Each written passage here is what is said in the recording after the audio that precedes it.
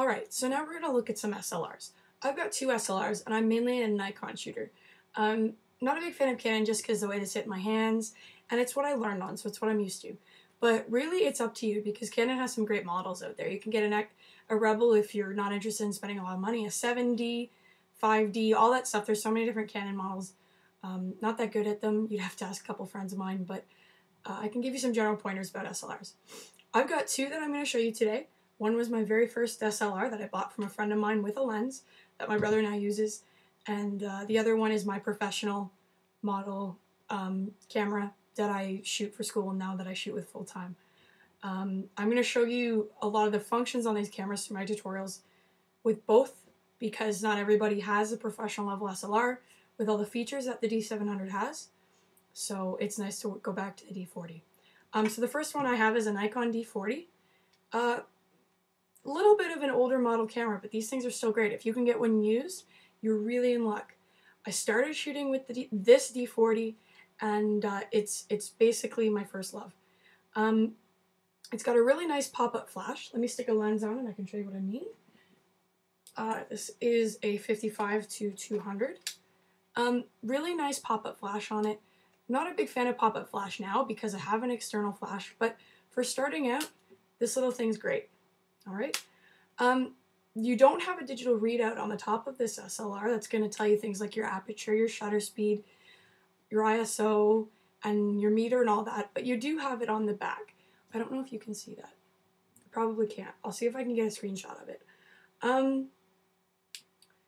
These take SD cards, so digital SLRs now are all going to take SD or compact flash cards. SD cards are the cheapest. They look like this. This is an SD card. Alright. Very tiny. Make sure you get a fast one. So anything between 6 and 10 on speed rating is going to be okay. As if you're doing, burst mode shooting, which is continuous frames. These are capable of that, which is kind of nice. The other advantage to an SLR, and one like the D40, which is kind of a beginner level, is that it's got this lovely little dial here where you can change the setting to whatever you want it to be. So for example, if you're really not sure about what's going on, start out with auto and learn how the settings are going to work for this camera. Alright, the green one on the Nikon is auto. You can also go to P. A great wedding photographer once said that P stands for professional. P is what you're going to find as close to automatic on your higher grade SLRs. There's nothing wrong with using it. There's nothing wrong with using auto. Manual takes a little bit of time to get to. I'm going to try and help you guys get there. I shoot in all manual now, but on occasion it's nice to just kind of forget about the technicalities of things and just go and shoot for the sake of shooting. Other buttons on the SLR, you've got your exposure compensation button, which you're going to use with this dial here in combination to change the exposure, as well as the info button, which is going to bring up all your shooting information on the LCD on the back. So this is a basic model SLR, very simple. Great starting out, very light as well, and light's a huge deal for most people. Even with this lens on, it's not that heavy. However, if I just put this one down, my main camera is a Nikon D700. As you can see, size-wise, there's a huge difference. The D700 is a full-frame camera, so that means the sensor is quite a bit larger than the D40 and most of Nikon's other cameras. I'll explain the difference between full frame and crop sensor in another video. But this is the D700, as I said, full frame camera, one of Nikon's two professional models. They have the D3 and its variants as well as the D700. It's likely this is going to be replaced soon with another model, but mine's brand new and I love it to death. Very similar in appearance to the D40. That's the nice thing about Nikon, is they keep everything very simple. You're going to keep moving up in cameras as you get more experience, and when you do, you're going to want to look for something with a little more guts to it. So the D700 definitely has guts. It weighs a lot though, it's extremely heavy. I have a battery grip that goes on the bottom of this, and I'll talk about optional gear in a little bit, and it makes it kind of balance out the fact that this camera is heavy, as well as combining lenses, including my 70-200, which itself weighs about 3 pounds, makes this a pretty heavy piece of equipment. The nice thing about this camera, if you're starting to get into professional shooting, is it too has a pop-up flash. If you can't quite afford to spend the money on a large flash like I have, trust me, they're expensive, then the pop-up's a good way to start. Alright? I've never used it. It's never fired on this camera.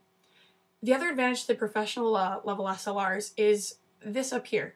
Now, some of the entry levels are going to have this too. This is your digital readout screen. Right here, it's actually telling me how many exposures I can take with the card that's currently in the camera.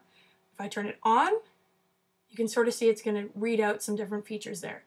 I'll try and take some pictures of this sort of thing so you can see what they look like.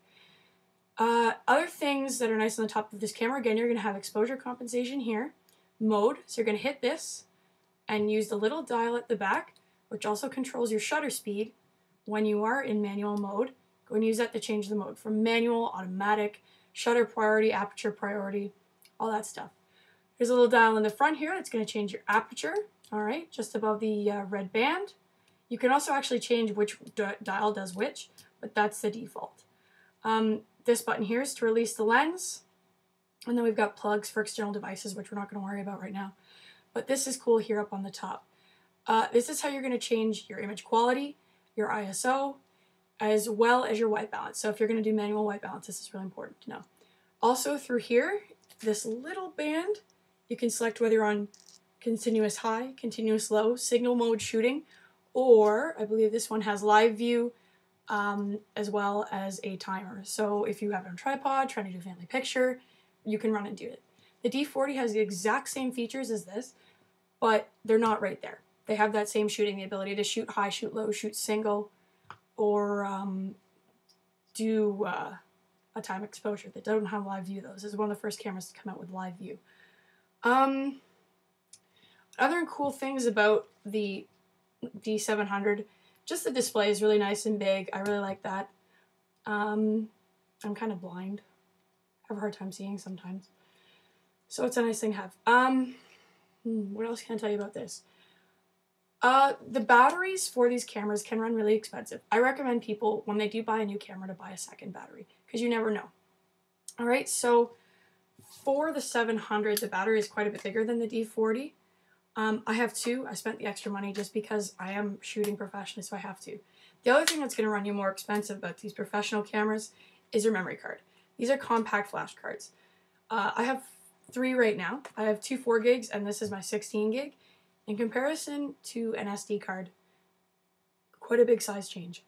They're also quite a big price change, coincidentally, but they're fast. They hold a lot, and since the files are that much larger coming out of this camera, you kind of need to have that. Next, I'm going to move on to some optional gear, just to give you an idea quickly about what sort of lenses are available as well as flashes. Looking at my time here, I think this is going to end up being a 2-part video, so no worries on that.